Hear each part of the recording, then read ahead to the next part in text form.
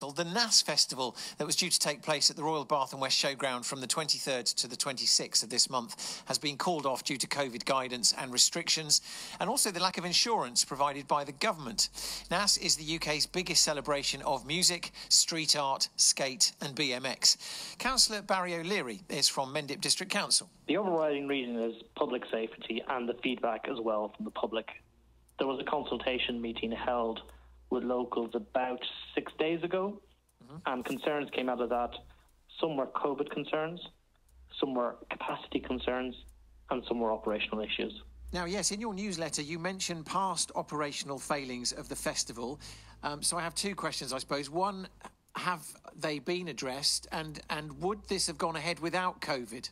I think the festival would have gone ahead without COVID, and they have made a lot of steps, not just to address the operational issues, but also to engage with the communities and try and understand the impact the festival has. Because festivals have a good impact and also a bad impact. We need the Bath and West to be a successful venue. We need great successes there, whether it's a country show or Truck Fest or the other events that held recently, or music events like this. But the issues in 2019 were around traffic flow, they were around antisocial behaviour and spilling out onto nearby villages, and even a special needs school was affected. So they really have to take these issues seriously, and I understand, and from the conversations we've had, they moved the physical site of a lot of the infrastructure to move it away from the communities that were impacted. So you support the cancellation this year if you add in COVID as well then?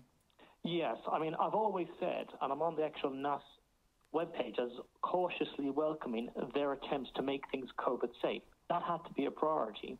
But the whole COVID compliance changes week to week. We don't know if vaccine passports are coming in. We've seen spikes in our data here in Somerset in the last 2 weeks. And I think any prudent business operator, because this is also a commercial business, had to look at that, had to look at the scale of the event, 29,000 people, and think this is not the right environment to do this in. And they made that decision, and they've made the right decision as far as I'm concerned. So kind of coming full circle with our discussion, but looking ahead to next year then, will NASS Fest have any issues, COVID or otherwise, still to sort out? Well, I don't know where we'll all be with COVID. Hopefully we'll have the virus behind us. So let's put that to one side and assume that happens.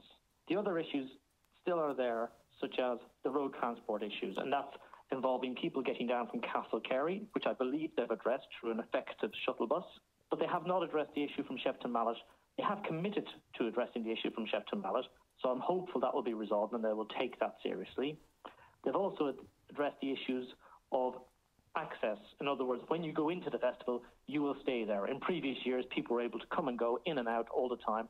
That created nearby issues for the communities local to the Bath and West Showground.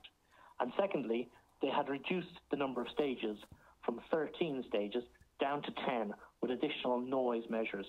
So I'm pretty confident that they understand they are in a rural community, but that doesn't mean there's nobody around. It means there are people, businesses, farms, animals, and so they're taking the right measures. They're getting there. They're not fully there, but I'm really confident, based on the meeting last week, that they are listening to people and they're trying hard, and everybody deserves a second chance.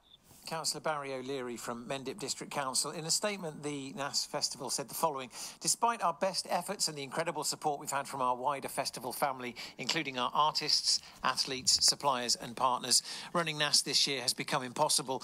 Whilst the government's announced an insurance scheme, it doesn't cover us if guidelines around social distancing, etc. change. They also mentioned that tickets will automatically be rolled over to NASS 2022, which will take place between the 7th and 10th of July next year, and refunds are available for those that would prefer.